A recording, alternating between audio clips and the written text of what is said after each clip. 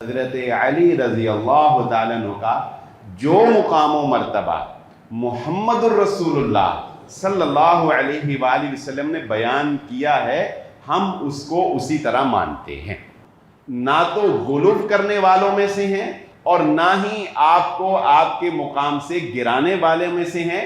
ہر مومن آدمی علی رضی اللہ تعالیٰ عنہ سے محبت کرے گا اور ہر منافق حضرت علی رضی اللہ تعالیٰ عنہ سے بغض رکھے گا۔ ایمان والوں کے اندر موت کا خوف تو ہر وقت ہے نا، وَلَا تَمُوتُنَّ إِلَّا وَأَنْتُمْ مُسْلِمُونَ۔ ہر طبقے میں، ہر مکتبہ فکر میں دین کے معاملے میں عمل نہیں کرنا چاہتے، ہم اخلاق کو نہیں اپنانا چاہتے، ہم مہذب نہیں ہونا چاہتے، ہم چاہتے ہیں شارٹ کٹس ملیں۔ حضرت علی رضی اللہ تعالیٰ عنہ مضبوط اعصاب کے مالک تھے، فیصلہ کرنے میں حضرت علی رضی اللہ تعالیٰ عنہ کو خصوصی مہارت حاصل تھی۔ ہماری آج کی گفتگو حضرت علی رضی اللہ تعالی عنہ کی سیرت کے چند واقعات اور آپ کے فضائل اور مناقب پر ہوگی۔ اس موضوع کے انتخاب کی ایک وجہ یہ بھی ہے کہ عام طور پہ عوام الناس میں یہ تاثر پھیلایا جاتا ہے کہ مکتبہ اہل حدیث سے تعلق رکھنے والے لوگ یا فکر اہل حدیث سے تعلق رکھنے والے لوگ اہل بیت یا حضرت علی رضی اللہ تعالیٰ عنہ کے فضائل اور مناقب کو تسلیم نہیں کرتے یا ان کی شان کو اس طرح نہیں مانتے جس طرح ماننے کا حق ہے۔ تو یہ ایک غلط فہمی ہے جو معاشرے میں پھیلا دی گئی ہے، اور بھی بہت سی غلط فہمیاں ہیں۔ ایک مرتبہ ہمارے مسجد دارالسلام کے ایک نمازی تھے، انہوں نے ہی مجھے بتایا کہ کہتے ہیں کہ میں نے ایک دوست کو یہ دعوت دی کہ آؤ اگلا جمعہ تمہیں دارالسلام مسجد میں پڑھاتے ہیں، تو وہ کہنے لگا کہ میں ادھر جمعہ نہیں پڑھوں گا۔ انہوں نے کہا کیوں؟ اس لیے کہ مجھے یہ پتہ لگا ہے کہ اہل حدیث نبی صلی اللہ علیہ وآلہ وسلم پر درود پڑھنے کو نہیں مانتے۔ یہ غلط تاثر، اور اتفاق ایسا ہوا کہ اس نے وہ اگلا جمعہ جب پڑھا، پرانی بات ہے، تو وہ جمعہ ہی نبی صلی اللہ علیہ وسلم پر درود پر تھا۔ تو بات یہ ہے کہ ہم اتنے برے نہیں ہیں جتنا ہمیں کہا جاتا ہے۔ ہمارے اندر چھوٹی چھوٹی برائیاں ہیں، ہم لنگر شنگر کا اہتمام نہیں کرتے، کسی کو کھانا شانا نہیں کھلاتے، بلکہ پانی بھی نہیں پہنچتے۔ بس یہ تھوڑی بہت برائیاں، ہم نے ہر مسجد میں 4-5 بزرگ رکھے ہوتے ہیں جن کا کام ہوتا ہے کہ نمازیوں کو ذرا کھچ کے رکھنا۔ وہ میرے والد صاحب بھی ان بزرگوں میں آتے ہیں۔ ایک دن شاپ پہ نا ہمارا وہ سیل مین تھا، وہ ٹراؤزر شرٹ میں آ گیا، والد صاحب اتفاقاً آ گئے تو آ کے کہتے خبردار جائے تو بعد وہ کپڑے پا کے۔ اس نے مجھے کہا یار تھوڑے والد صاحب نے انجی کیا ہے؟ میں کہا یار ان کو نا اصل میں مسجد کی عادت پڑی ہوئی ہے۔ میں انہوں نے سمجھا دیا کہ ابا جی یہ مسجد نہیں ہے، ساری دکان ہے۔ تو بزرگوں کا کام ہے تو ایک کیوں پا کے آیا، تو پنکھا کیوں چلا لیا، کہ ٹیوب کیوں چلا لی، تو انجی کیوں کر لی۔ یہ بس یہ چھوٹی چھوٹی ہمارے اندر، یہاں ہم میں سے ہر بندہ اپنے آپ کو عالم سمجھتا ہے، وہ عالم کے بولنے سے پہلے ہی بتا دیتا ہے تے منو بھی پتہ ہے۔ تو یہ چھوٹی چھوٹی تھوڑی سی ہمارے اندر خرابی ہے، ان کو آپ برداشت کر لیا کریں۔ ایسا نہیں ہے کہ ہم نبی صلی اللہ علیہ وسلم پر درود کو نہیں مانتے یا ہم حضرت علی رضی اللہ تعالیٰ عنہ کے فضائل کو نہیں مانتے۔ تو یہ جو غلط فہمیاں ہیں ان کے ازالہ کے لیے بھی یہ ضروری ہے کہ ہم گاہے بگاہے لوگوں کو یہ بتائیں کہ حضرت علی رضی اللہ تعالیٰ عنہ کا جو مقام و مرتبہ محمد الرسول اللہ صلی اللہ علیہ وآلہ وسلم نے بیان کیا ہے، ہم اس کو اسی طرح مانتے ہیں، غلط ماننے کے ہم قائل نہیں، کیونکہ خود نبی صلی اللہ علیہ وآلہ وسلم نے حضرت علی رضی اللہ تعالیٰ عنہ کے بارے میں یہ بات ارشاد فرمائی تھی کہ علی آپ کی وجہ سے 2 طرح کے گروہ جو ہیں وہ گمراہ ہوں گے، 2 طرح کے لوگ آپ کی وجہ سے گمراہ ہوں گے۔ اور آپ نے فرمایا آپ کی مثال میری امت میں وہی مثال ہے جو حضرت عیسیٰ علیہ السلام کی مثال ہے کہ یہودیوں نے حضرت عیسیٰ علیہ السلام کی شان میں گستاخی کر کے ان کی والدہ پر تہمت لگا کے اور حضرت عیسیٰ کا انکار کر کے یہودی جو ہے وہ گمراہ ہوئے اور جہنم ان کا ٹھکانہ بنی. اور عیسائی حضرت عیسیٰ علیہ السلام کی ذات کے بارے میں غلو کر کے یعنی انہیں اللہ بنا دیا, اللہ کا بیٹا بنا دیا, تثلیث کا عقیدہ اپنا لیا, وہ بھی گمراہ ہو گئے. چنانچہ حضرت علی کے بارے میں یہ بات یاد رکھ لیں, ہر وہ بندہ گمراہ ہے جو حضرت علی رضی اللہ تعالیٰ عنہ کی ذات کے بارے میں غلو کرتا ہے, یعنی ان کو ان کے اس مقام سے جو ہے بڑھا کر بیان کرتا ہے, وہ بھی گمراہ ہے. اور جو ان کو وہ مقام نہیں دیتا جو ان کا ہے, جو اللہ اور اس کے رسول نے ان کو مقام دیا ہے, وہ نہیں دیتا, وہ بھی گمراہ ہے. ہم نہ تو غلو کرنے والوں میں سے ہیں اور نہ ہی آپ کو آپ کے مقام سے گرانے والے میں سے ہیں. ہم معتدل اعتدال کے ساتھ چلنے والے ان لوگوں میں سے ہیں جو ان فرامین پر کاربند ہیں جو محمد الرسول اللہ صلی اللہ علیہ وآلہ وسلم نے بیان فرمائے ہیں. چنانچہ حضرت علی رضی اللہ تعالیٰ عنہ کے بارے میں یہ بات بھی نبی صلی اللہ علیہ وآلہ وسلم نے لوگوں کے اشکالات کو دور کرنے کے لیے بیان فرما دی تھی کہ نبی صلی اللہ علیہ وآلہ وسلم نے فرمایا ہر مومن آدمی علی رضی اللہ تعالیٰ عنہ سے محبت کرے گا اور ہر منافق حضرت علی رضی اللہ تعالیٰ عنہ سے بغض رکھے گا. یعنی حضرت علی سے بغض رکھنا, حضرت علی رضی اللہ تعالیٰ عنہ سے نفرت کرنا, یہ انسان کے منافق ہونے کی نشانی ہے. اور مومن بندہ وہ ہے جو حضرت علی رضی اللہ تعالیٰ عنہ سے محبت کرے. اور یہ محبت کیوں نہ ہو, یہ محبت ہونی چاہیے اس لیے کہ کم سن عمر یعنی کم عمر لوگوں میں سے سب سے پہلے جو نبی صلی اللہ علیہ وآلہ وسلم پر ایمان لائے وہ حضرت علی رضی اللہ تعالیٰ عنہ ہیں. حضرت علی, بڑی یہ پیاری بات ہے. 3 باتیں اس خطبے میں ایسی پیاری ہیں کہ جو اگر ہمیں ان کی روح سمجھ آ جائے نا, ان کی معنویت ہمیں سمجھ آ جائے تو آج کے جمعے کا مقصد پورا ہو جاتا ہے. اس میں سے پہلی بات آپ کے گوش گزار کرنے لگا ہوں. حضرت علی رضی اللہ تعالیٰ عنہ فرماتے ہیں کہ جتنی پرسکون اور یقین کی نیند مجھے اس رات آئی جس رات محمد صلی اللہ علیہ وآلہ وسلم نے مجھے امانتیں واپس کرنے کے لیے ہجرت کرنے والے رات سے پہلے اپنے بستر پر لٹایا تھا, کہتے ہیں اتنی پرسکون نیند مجھے ساری زندگی میں کبھی نہیں آئی. اچھا, اس کی وجہ ہے, وجہ پتہ کیا ہے؟ وجہ ہے یقین. وجہ کیا ہے؟ یقین. مجھے اور آپ کو یہ نہیں پتا کہ اگلا لمحہ میری سانس نکلنی ہے کہ نہیں نکلنی. اسی طرح کسی بھی صحابی کو یہ نہیں پتا تھا کہ میرے اگلے لمحے میری سانس آنی ہے کہ نہیں آنی. رات کو انسان سوتا ہے تو یہ ایمان والوں کے اندر موت کا خوف تو ہر وقت ہے نا, وَلَا تَمُوتُنَّ إِلَّا وَأَنْتُمْ مُسْلِمُونَ.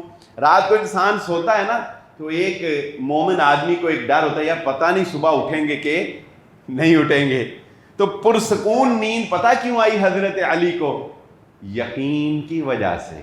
اس لیے کہ حضرت علی کہتے ہیں کہ مجھے نبی صلی اللہ علیہ وآلہ وسلم نے فرمایا تھا, علی میرے بستر پر لیٹ جاؤ, میری چادر اوڑھ لو, یہ تمہارا کچھ نہیں بگاڑ سکیں گے, اور صبح میری امانتیں واپس کر کے مدینے آنا.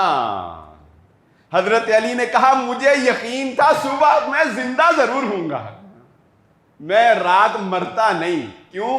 کیونکہ نبی نے کہا ہے میری امانتیں واپس کر کے مدینے آنا، یہ کام میرے ذمے لگ گیا، مجھے یقین تھا کہ یہ رات میری موت کی رات نہیں ہوگی، جتنی سکون نیند مجھے اس رات آئی کہتے ہیں اور کسی دن نہیں آئی۔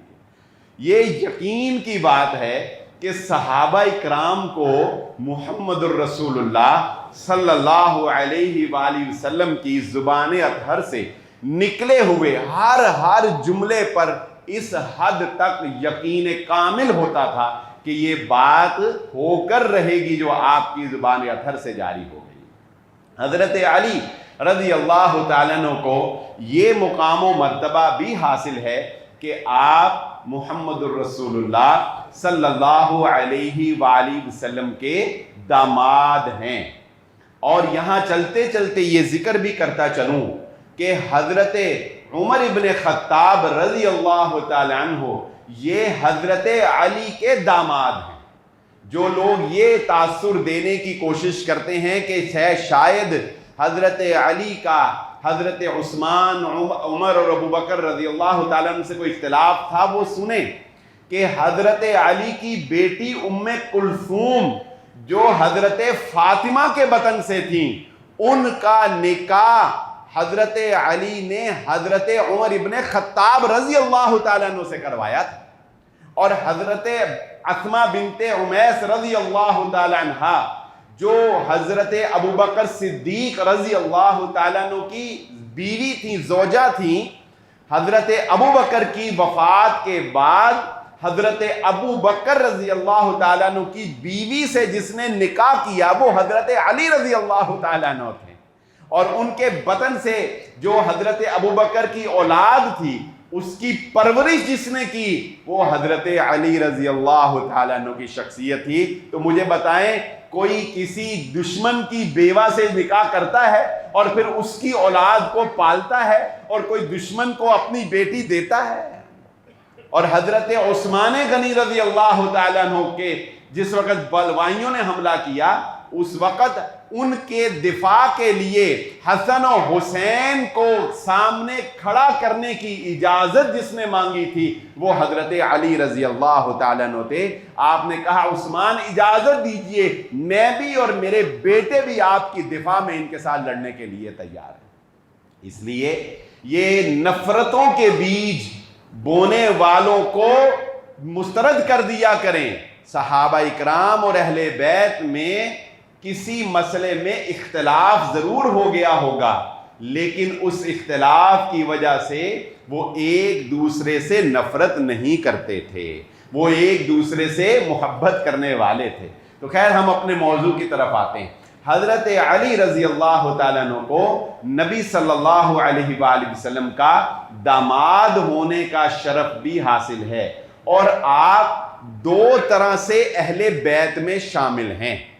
ایک آپ اہل بیت میں شامل ہیں نبی صلی اللہ علیہ وآلہ وسلم کے چچا حضرت ابو طالب کے بیٹے ہونے کی حیثیت سے آپ اہل بیت میں ہیں۔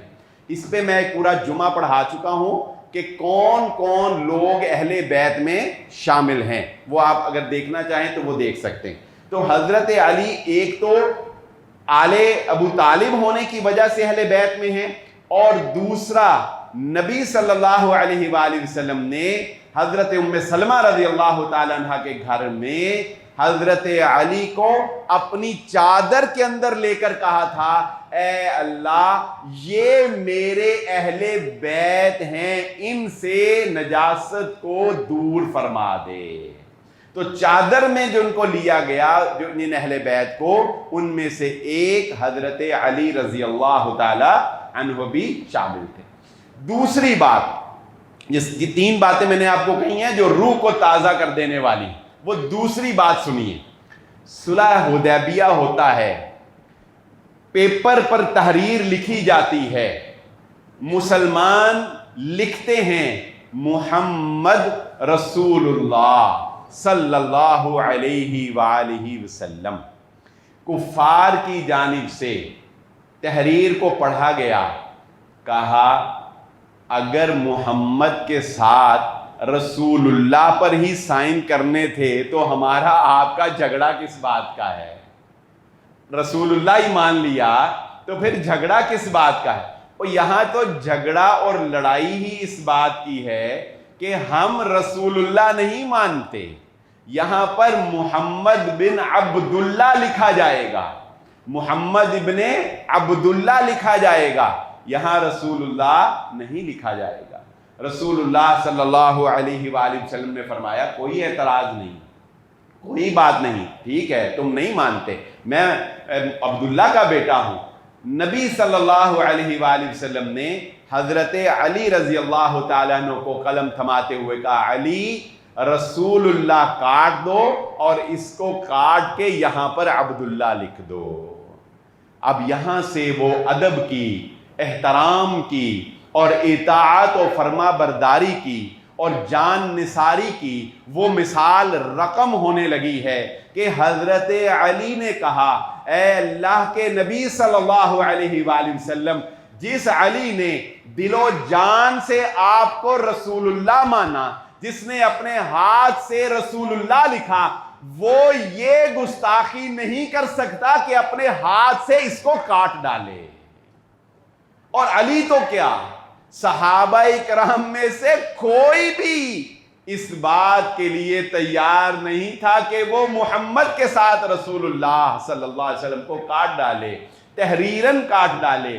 चुनाचे अल्लाह के नबी सल्लल्लाहु अलैहि वसल्लम ने खुद कलम पकड़कर अपने हाथ से रसूलुल्लाह को खत्म करके वहां पे अब्दुल्ला लिखवाया। यानी ये वो मिसालें हैं जो हमें बताती हैं कि सहाबाए किराम सिर्फ अमलन जान निसार नहीं थे, बल्कि बड़ी बारीक बीनी से वो मुहम्मदुर रसूलुल्लाह सल्लल्लाहु अलैहि वसल्लम के ताबेदार और फरमा बरदार थे।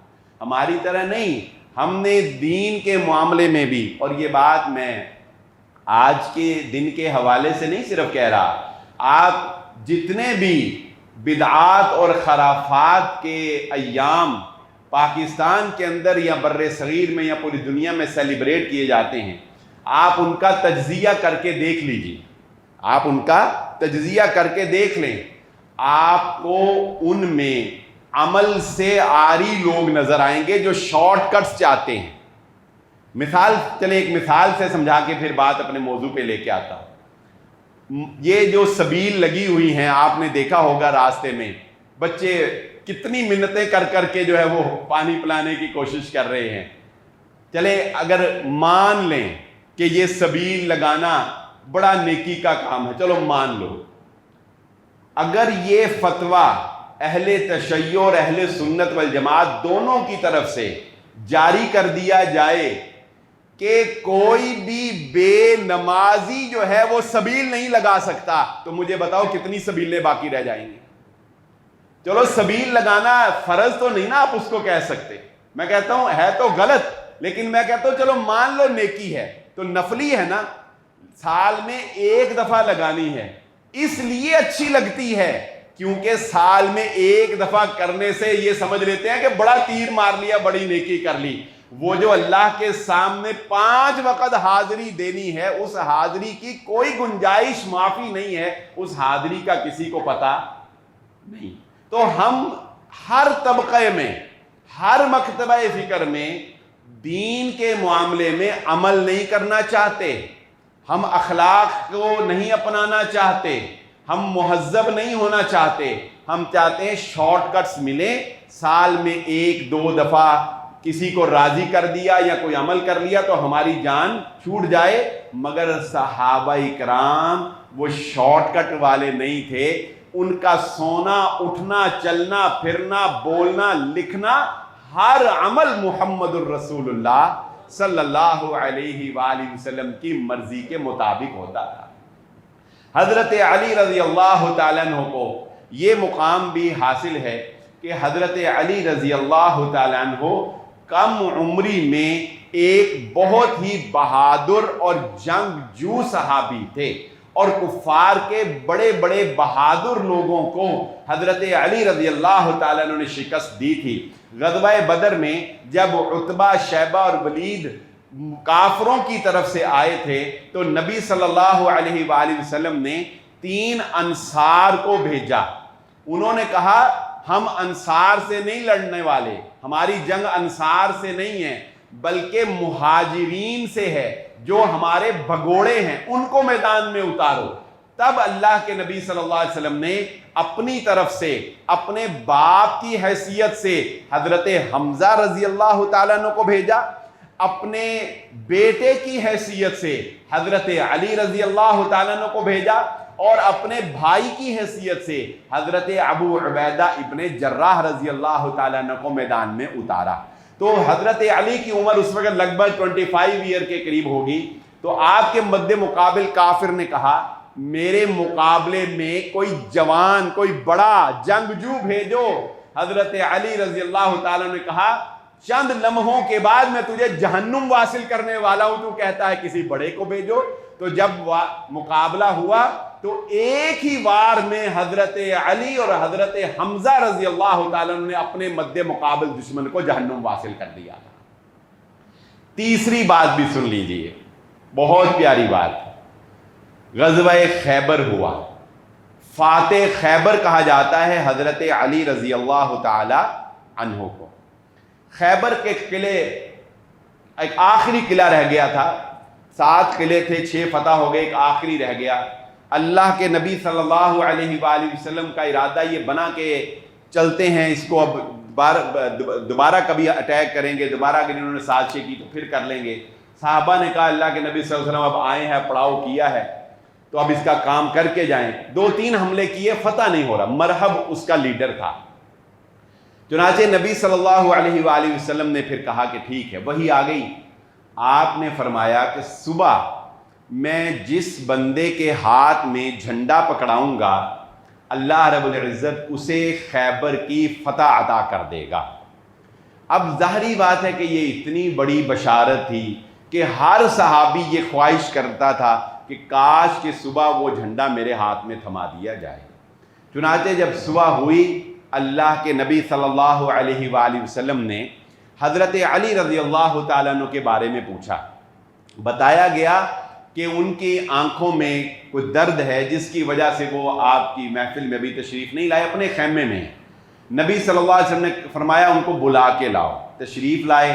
آپ نے اپنا لعاب مبارک حضرت علی رضی اللہ تعالیٰ عنہ کی آنکھوں پہ لگایا تو وہ ساری بیماری جو ہے وہ ختم ہو گئی. یہ محمد صلی اللہ علیہ وآلہ وسلم کا معجزہ تھا.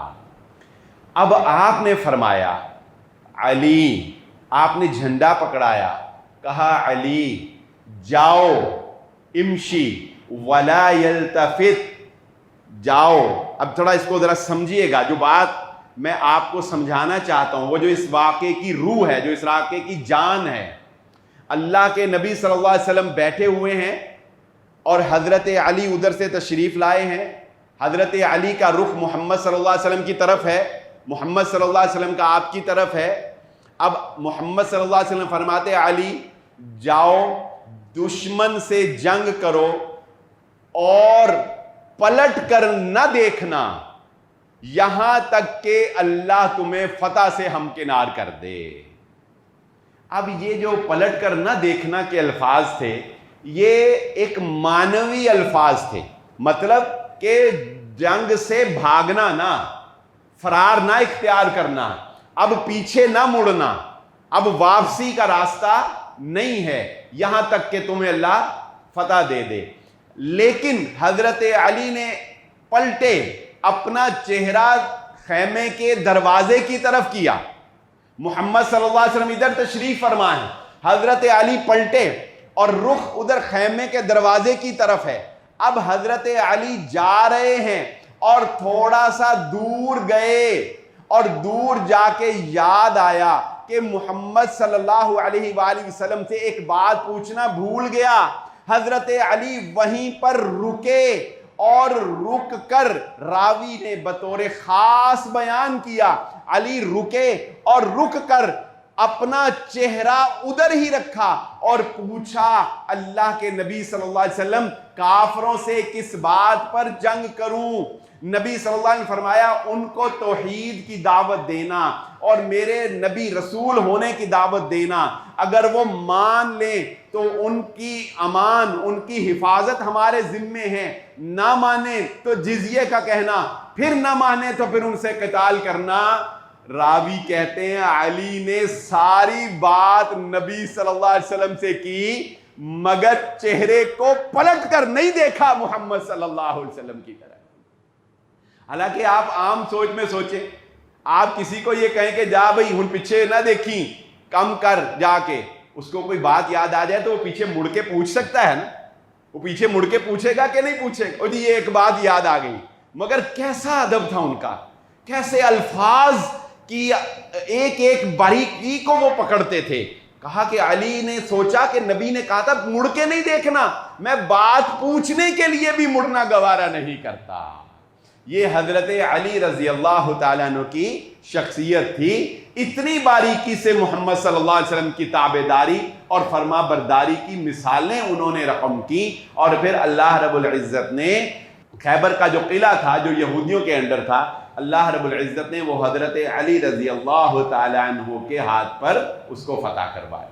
اس بارے میں بہت زیادہ مبالغہ آرائی بھی کی جاتی ہے، لیکن بات اتنی ہے صرف جو احادیث کے اندر محمد الرسول اللہ صلی اللہ علیہ وآلہ وسلم نے حضرت علی رضی اللہ تعالیٰ عنہ کی یہ فضیلت بیان فرمائی، اور اس کو ہم دل و جان سے قبول کرتے ہیں، اور یہ ہمارا ایمان ہے، یہ ہم اس پر بالکل ایمان رکھتے ہیں کہ فاتح خیبر کوئی اور نہیں ہے، فاتح خیبر حضرت علی رضی اللہ تعالیٰ عنہ کی ذات ہے۔ پھر ایک اور مقام، بعض آدمیوں میں یہ صلاحیت ہوتی ہے، دیکھیں ہر انسان کو نبی صلی اللہ علیہ وآلہ وسلم نے ان کی صلاحیتوں کے مطابق ان کی ڈیوٹیاں لگائیں، ان کی صلاحیتوں کے مطابق، ان کے تقوی اور ایمان کے مطابق نبی صلی اللہ علیہ وسلم نے ان کے بارے میں فرامین جاری کی۔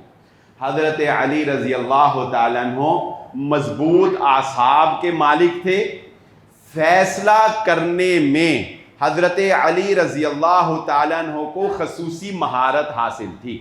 حضرت عمر ابن خطاب رضی اللہ تعالیٰ عنہ اپنے دور خلافت میں جس سے مشکل فیصلے، یعنی وہ عدالتی فیصلے جو کسی عام قاضی کو سمجھ نہیں آتے تھے، مشکل عدالتی فیصلے حضرت عمر جس سے کروایا کرتے تھے وہ حضرت علی رضی اللہ تعالیٰ عنہ کی شخصیت۔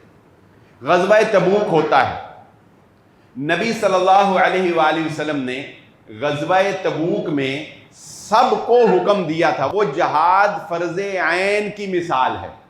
جب جہاد فرض عین ہو جاتا ہے تو جہاد فرض عین کی مثال وہ ہے کہ نبی صلی اللہ علیہ وآلہ وسلم نے حکم جاری کر دیا تھا کہ غزوہ تبوک پر کوئی بھی پیچھے نہیں رہے گا، پیچھے رہ جانے والوں میں وہی ہوں گے بچے جن پر جہاد فرض نہیں، مثلا بچے ہیں، عورتیں ہیں، معذور لوگ ہیں، بوڑھے لوگ ہیں، بیمار لوگ ہیں، جو کسی کے پاس کوئی عذر تھا، یا پھر منافقین تھے۔ اب آپ دیکھیں کہ سارا لشکر وہ غزوہ تبوک پہ گیا ہو اور پیچھے مدینے کے تحفظ کے لیے، مدینے کو کنٹرول کرنے کے لیے ایک ایسا شخص چاہیے نا جس کے اندر صلاحیت ہو، جس کا روب ہو، جو جنگ کی حکمت عملی کو جانتا ہو، منافقین کی سازشوں کو جانتا ہو، کسی بھی ناگزیر پیدا ہونے والے حالات میں وہ مقابلہ کر سکتا ہو۔ تو اس حالات میں نبی صلی اللہ علیہ وسلم نے اپنے بعد جس کو مدینہ کا سربراہ بنایا، اپنا نائب بنایا، وہ حضرت علی رضی اللہ تعالیٰ عنہ کی شخصیت تھی۔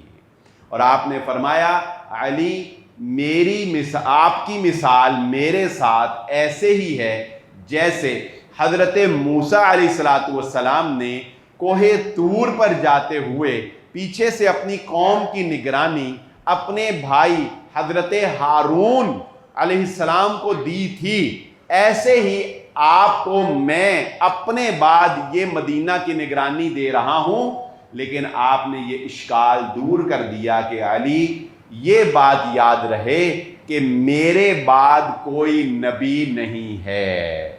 حضرت موسیٰ کے بھائی حضرت ہارون بھی نبی تھے نا، چنانچہ نبی صلی اللہ علیہ وآلہ وسلم نے حضرت علی رضی اللہ تعالیٰ عنہ کو اس اعلیٰ منصب کے اوپر فائز تو کیا، لیکن ساتھ یہ رہنمائی امت کے لیے بھی بیان فرما دی کہ علی رضی اللہ تعالیٰ عنہ میرے بعد کوئی نبی نہیں ہے۔ میں اس ٹاپک کے اوپر بھی ایک پورا خطبہ جمعہ جو خطبہ عید غدیر خم کے نام سے وہ میں پورا پڑھا چکا ہوں، غالباً پچھلے سال یا اس سے پچھلے سال، وہ آپ پورا دیکھ سکتے ہیں، لیکن آج فضائل علی میں بھی یہ بات جو ہے وہ ذکر کیے دیتا ہوں۔ ایک موقع ایسا آیا جب حضرت علی رضی اللہ تعالیٰ عنہ کو نبی صلی اللہ علیہ وآلہ وسلم نے ایک لشکر کا سالار بنا کر بھیجا۔ اس لشکر سے حاصل ہونے والے مال غنیمت کو حضرت علی رضی اللہ تعالیٰ عنہ نے لوگوں کو استعمال نہیں کرنے دیا، یہاں تک کہ آپ نے کہا کہ جب تک کہ یہ مدینہ نہ پہنچ جائے اور نبی صلی اللہ علیہ وسلم اس کے بارے میں کوئی فیصلہ نہ کر دے۔ کچھ چادریں تھیں، کچھ سواریاں تھیں، لوگوں نے کہا ہمیں سوار ہونے دیں، چلو مدینے تک تو جائیں، وہاں تقسیم ہو جائے گا جا کے، لیکن حضرت علی کا ایک تقویٰ تھا، انہوں نے کہا نہیں، استعمال بھی نہیں کرنی جب تک تقسیم نہ ہو جائے۔ لوگوں کو یہ بات ناگوار گزری، انہوں نے اللہ کے نبی صلی اللہ علیہ وآلہ وسلم کو حضرت علی رضی اللہ تعالیٰ عنہ کی شکایت لگانے کی کوشش کی کہ جی علی نے سختی کی، ناجائز ایسے کیا وہ کیا، جس طرح کہ آپ کو پتا ہے کہ لوگ جو ہے وہ بدظن کرنے کی کوشش کرتے ہیں۔ تو اس وقت پھر اللہ کے نبی صلی اللہ علیہ وآلہ وسلم نے غدیر خم جو کہ ایک کنواں ہے، وہاں پر اللہ کے نبی صلی اللہ علیہ وآلہ وسلم نے سارے جو اس وقت لوگ تھے، یہاں سے پھر سارے راستے جدا ہونے تھے، نبی صلی اللہ علیہ وآلہ وسلم نے لوگوں کو اکٹھا کیا، اور اس موقع پر اللہ کے نبی صلی اللہ علیہ وآلہ وسلم نے یہ بات ارشاد فرمائی تھی کہ من کنت مولاہ فعلی مولا، اے لوگو سن لو، علی کو تکلیف دینے سے باز آ جاؤ، اس لیے کہ یاد رکھو کہ من کنت مولاہ، جو شخص کہ میں ہوں اس کا دوست، تو یاد رکھو کہ اس کا علی بھی دوست ہونا چاہیے۔ یوں آسان لفظوں میں یوں سمجھ لیں کہ جو مجھے دوست سمجھتا ہے اس کو چاہیے کہ وہ علی کو بھی دوست بنائے، یا یوں سمجھ لیں دوسرے الفاظ میں کہ جس کا میں محمد صلی اللہ علیہ وسلم دوست ہوں، اس کے علی رضی اللہ تعالیٰ عنہ بھی دوست ہیں۔ یہ حدیث اللہ کے نبی صلی اللہ علیہ وآلہ وسلم کی بالکل درست ہے۔ اب فرق صرف اتنا ہے کہ ہم جو آپ نے معاشرے میں سنا ہوگا کہ حضرت علی رضی اللہ تعالیٰ عنہ کے ساتھ بطور خاص مولا علی کہا جاتا ہے، یہ ایک بڑی ہی باریک سی اور پیچیدہ سی بحث چھڑ جاتی ہے کہ کیا علی رضی اللہ تعالیٰ عنہ کو مولا علی کہا جا سکتا ہے یا نہیں کہا جا سکتا، کہنا چاہیے یا نہیں کہنا چاہیے۔ دیکھیں کچھ چیزیں ایسی ہوتی ہیں کہ لاجیکلی ان کے کہنے میں کوئی حرج نہیں ہوتا، یا لغوی اعتبار سے ان کے کہنے میں کوئی حرج نہیں ہوتا، لیکن ان کو معاشرے میں تاثر ایسا دے دیا جاتا ہے کہ ان کا استعمال جو ہے وہ کسی نہ کسی خرابی کا باعث بن رہا ہوتا ہے، یا کسی گمراہ گروہ جو ہے، کوئی گمراہ گروہ جو ہے وہ اس کو برداشت کر رہا ہوتا ہے۔ جیسا کہ میں صرف مثال کے لیے بتا رہا ہوں، جیسا کہ اللہ کے نبی صلی اللہ علیہ وسلم کو یہودیوں نے راعینا کہہ کر کہتے تھے، تو اللہ تعالیٰ نے کہا بھی راعینا نہ کہو، انظرنا کہو۔ راعینا کا لفظ بھی غلط نہیں ہے، لیکن چونکہ اس کا استعمال غلط ہونے لگ گیا تھا تو اللہ تعالیٰ نے کہا کہ بھی یہ لفظ ہی چھوڑ دو، لہذا انظرنا کہو۔ تو میں آپ کو صرف یہ سمجھانا چاہتا ہوں کہ اگر کوئی یہ کہے کہ حضرت علی رضی اللہ تعالیٰ عنہ کو نبی صلی اللہ علیہ وسلم نے فرمایا مولا، تو ہم مولا کہیں تو کیا غلط؟ لاجیکلی لغوی اعتبار سے ہم کہیں گے بھی کوئی غلط بات نہیں، اگر تم مولا علی بھی کہو تو کوئی نہیں، لغوی اعتبار سے اور لاجیکلی یہ بات بالکل صحیح ہے کہ مولا علی رضی اللہ تعالیٰ عنہ کہہ دو، نبی صلی اللہ علیہ وسلم نے کہا۔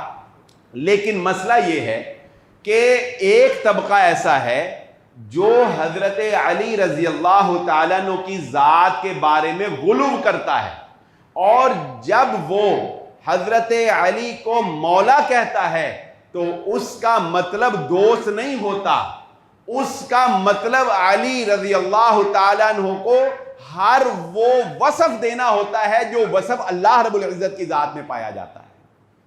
وہ مولا آقا کے معنی میں بھی آتا ہے، مولا غلام کے معنی میں بھی آتا ہے۔ مولا کا لفظ عربی زبان میں تقریباً لغوی اعتبار سے 16 معنی میں استعمال ہوتا ہے، لیکن آقا بھی سردار بھی مانا جا سکتا ہے۔ حضرت علی رضی اللہ تعالیٰ عنہ سردار ہیں، لیکن مسئلہ یہ نہیں ہے، مسئلہ یہ ہے کہ مولا کائنات کہنا، حضرت علی رضی اللہ تعالیٰ عنہ کہا جاتا ہے نا مولا کائنات، تو اب جب مولا کائنات کہا گیا تو مطلب یہ نکالتے ہیں کہ جس طرح اللہ رب العزت کائنات کا آقا اور سردار ہے، مشکل کشا ہے، مدد کرنے والا ہے، اسی طرح نعوذ باللہ حضرت علی رضی اللہ تعالیٰ عنہ بھی مشکل کشا ہیں، حضرت علی بھی مدد کرنے والے ہیں، یا علی مدد کا نعرہ لگایا جاتا ہے۔